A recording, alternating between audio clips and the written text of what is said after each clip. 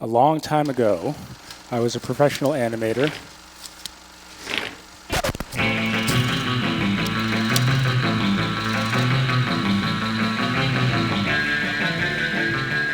And at night, I would make my own experimental films. And I was spending a lot of time, way too much time, in front of a screen for work that would be presented on a screen. And I had this great need to get my hands back on the work again. Now, before The Simpsons, before Gumby, before Betty Boop, before there was such a thing as cinema and television, animation was hugely popular in this form. This is a zoetrope, and you spin this drum, and you look through the slits into the inside of the drum, and you see the animation pop to life. This is animation in physical form, and it's animation I could get my hands on again. I took these ideas to Denmark. I went there with my family on a Fulbright Fellowship. It's my daughter, Mia. And I rode around the city on my bicycle and shot all the interesting moving elements of Copenhagen. The boaters in the canals, the colors that explode in spring, the free-use city bikes, love, textures, the healthy cuisine. And I brought all that video back into the physical world by printing it out on these long strips of inkjet paper and cutting out the forms. Now, I invented my own form of the zoetrope, which removed the drum and replaced the slits with a video camera. And this was very exciting for me because it meant that I could make these physical objects and I could make films from those objects. That's me riding on my bicycle. I made about 25 paper sculptures, each the size of a bicycle wheel. And I brought them into the studio, spun them, and shot them to make the film Copenhagen Cycles.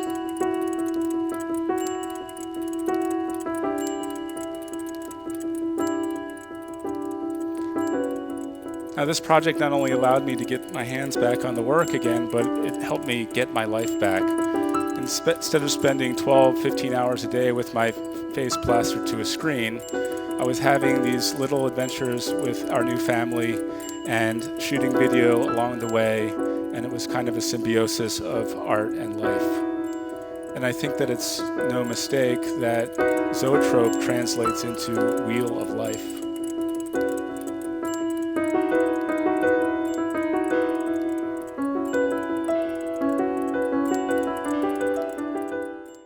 But film and video does flatten sculpture, so I tried to imagine a way that animated sculpture could be experienced as such, and also a completely immersive kind of animated sculpture. And that's where I came up with the idea for the Zoetrope Tunnel. You walk through with a handheld strobe, and wherever you point the flashlight, the animation pops to life.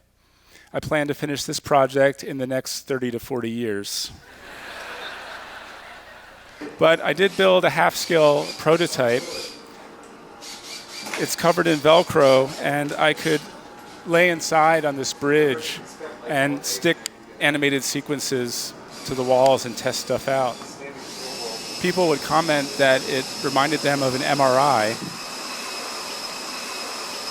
And that medical connection spoke to me because at the age of 14, I was diagnosed with a degenerative retinal condition that's slowly taking my vision away, and I had never responded to that in my work. So I responded to it in this piece called Implant. It is an imaginary, super magnified medical device that fits around the optic nerve. And the public is, in a sense, miniaturized to experience it.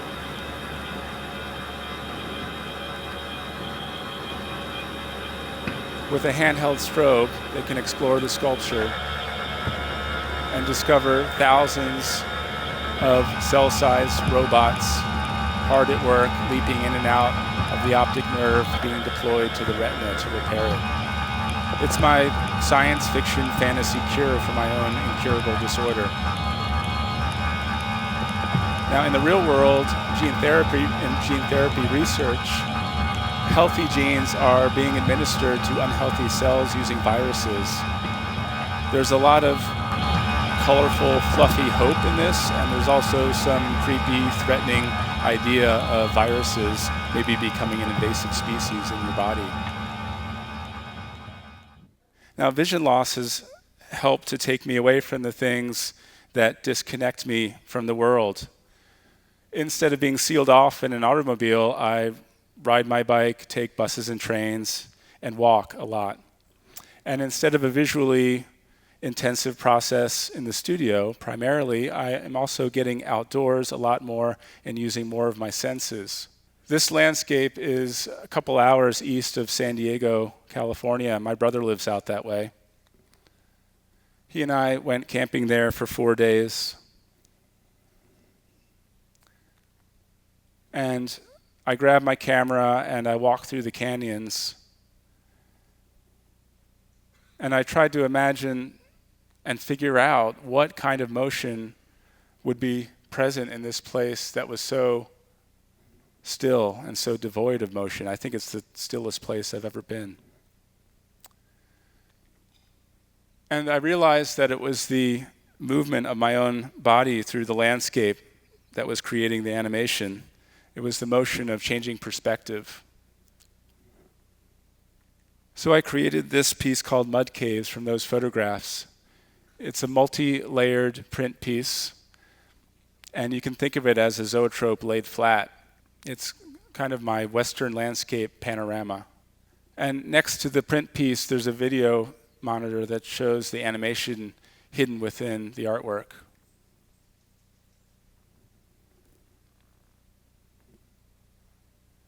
I think one of the best parts about this project for me was that I got to hang out with my brother a lot, who lives 2,500 miles away from me. And we would just sit in this seemingly eternal landscape sculpted by water over millions of years and talk. We'd talk about our kids growing up and the slowing pace of our parents and our dad, who's suffering from leukemia, memory loss, and infection. And it struck me that as individuals, we're finite, but as a family, we are an ongoing cycle, a kind of wheel of life. Now, I want to leave you with a tribute to one of my mentors. She reminds me that physical presence is important and that play is not a luxury, but a necessity.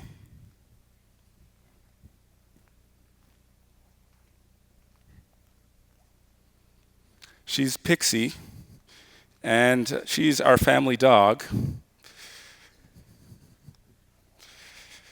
And she loves to jump.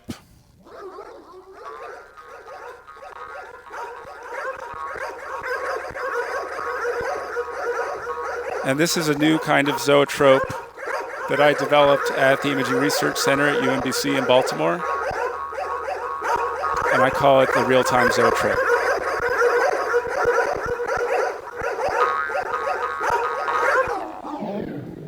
Thank you.